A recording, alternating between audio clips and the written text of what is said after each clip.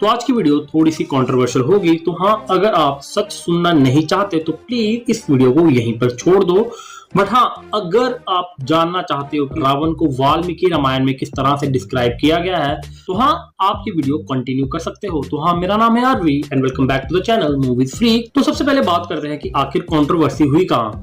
तो रामायण के टीजर के प्रमोशन के चलते जब Nitesh Tiwari sir Hollywood tour पे थे और वहां पे जब वो कोलाइडर को एक इंटरव्यू दे रहे थे तब उन्होंने रावण को बेनिवोलेंट किंग करके डिस्क्राइब किया, जिसके चलते इंटरनेट पर पूरा का पूरा ये एक कंट्रोवर्सी चलने लगी कि कैसे आप रावण को इस तरह से डिस्क्राइब कर सकते हो इंटरनेशनल प्लेटफॉर्म पे। तो एक मूवी लवर होने के नाते और थोड़ा बहुत रिलीजियस हिस्ट्री को जानने के नाते मुझे ऐसा लगता है कि इस चीज के ऊपर हमें भी चर्चा करनी चाहिए। और हाँ, उन्होंने खुद लिखा हुआ है रामायण में कि रावण एक दयालु राजा था। बट हाँ, यहाँ पर हमें एक चीज समझनी पड़ेगी कि रावण को उन्होंने दयालु राजा बोला है, ना कि दयालु इंसान बोला है। तो हाँ, ये चीजें आपस में कॉन्ट्रडिक्ट करती हैं।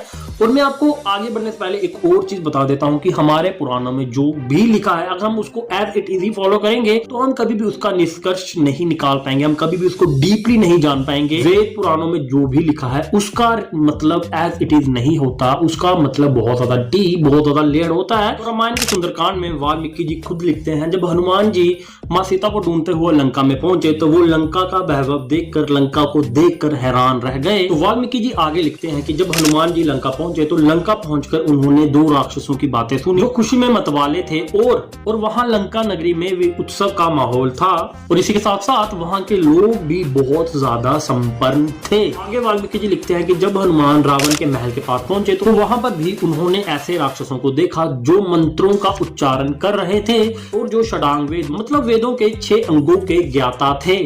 फिर वाल्मीकि जी आगे लिखते हैं कि हनुमान जी ने देखा कि लंका को ऊंची ऊंची दीवारों ने घेरा हुआ था जिनका रंग सफेद था और उन दीवारों के ऊपर अनगिनत वॉच टावर्स और झंडे भी थे। जो लंका का वैभव, जो लंका का डोमिनेंस उस समय अपने आप में ही व्यक्त कर देते हैं। जब युद्ध कांड में प्रभु श्री राम रावण को मार देते हैं तो वहां पर वाल्मीकि जी लिखते हैं कि लंका की प्रजा शोक में डूबी है और बोलती है कि हे नाथ, हे स्वामी, आपके होने से ही राक्षस कुल सुरक्षित था, तो क्यों आप सब छोड़कर चले गए। इतना ही नहीं, आगे वाल्मीकि जी लिखते हैं कि रावण की राज्यसभा में बैठा हुआ हर व्यक्ति, हर राक्षस एक महान विद्वान, एक महान स्कॉलर था। तो क्या इसका मतलब है कि रावण एक अच्छा व्यक्ति था? सुनो, यहाँ से मैं एक फिलोसॉफिकल टेक लूंगा। नो डाउट अबाउट इट कि रावण एक बहुत बड़ा शिव भक्त था। उसी के साथ साथ वो एक अहंकारी व्यक्ति भी था। जो भक्त तो था पर उसकी भक्ति में भी अपने ही फायदे थे और उसका अहंकार ही उसको ले डूबा, उसका अहम ही उसको ले डूबा। पर यहाँ पर रावण को कॉन्ट्रडिक्ट करते हैं प्रभु हनुमान। और हनुमान जी को समझने के लिए हमें यह समझना पड़ेगा कि हनुमान जी भी भक्त थे प्रभु श्री राम के।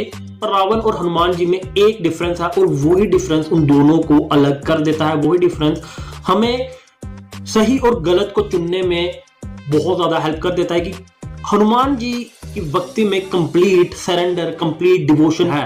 हनुमान जी की भक्ति, हनुमान जी का व्यक्तित्व हमें यह सिखाता है कि हनुमान जी इतने ज्यादा शक्तिशाली होने के बावजूद भी अपनी भक्ति, अपनी डिवोशन को लेकर वो अपने प्रभु के प्रति कंप्लीट सरेंडर थे और वो एक बच्चों के बाद प्रभु श्री राम का नाम का ही गुणगान करते रहते थे। बट यहाँ पर आपके मन में एक सवाल तो आया होगा कि क्यों फिर वाल्मीकि जी ने सुंदरकांड में हनुमान जी की महिमा के साथ रावण की महिमा भी गाई है? क्या वो रावण प्रेमी थे? तो नहीं, ऐसा बिल्कुल भी नहीं। पर रावण की महिमा करने का एकमात्र कारण ये है कि फर्क नहीं पड़ता आप तीनों लोगों के स्वामी क्यों ना हो, आप वेद पुराण के ज्ञाता क्यों ना हो, भले ही आप शिव भक्त ही क्यों ना हो, पर अगर आपके अंदर भी ईगो है तो इन सभी बातों का कोई भी महत्व नहीं रहेगा आपके जीवन में। आप भी एक बार वाल्मीकि रामायण को खुद से पढ़ो और खुद से जानो कि वाल्मीकि रामायण में क्या कहा गया है, वाल्मीकि रामायण में किसका वर्णन किस तरह से हुआ है। तब जाके आप जानोगे कि क्या नितेश तिवारी सर ने सही कहा या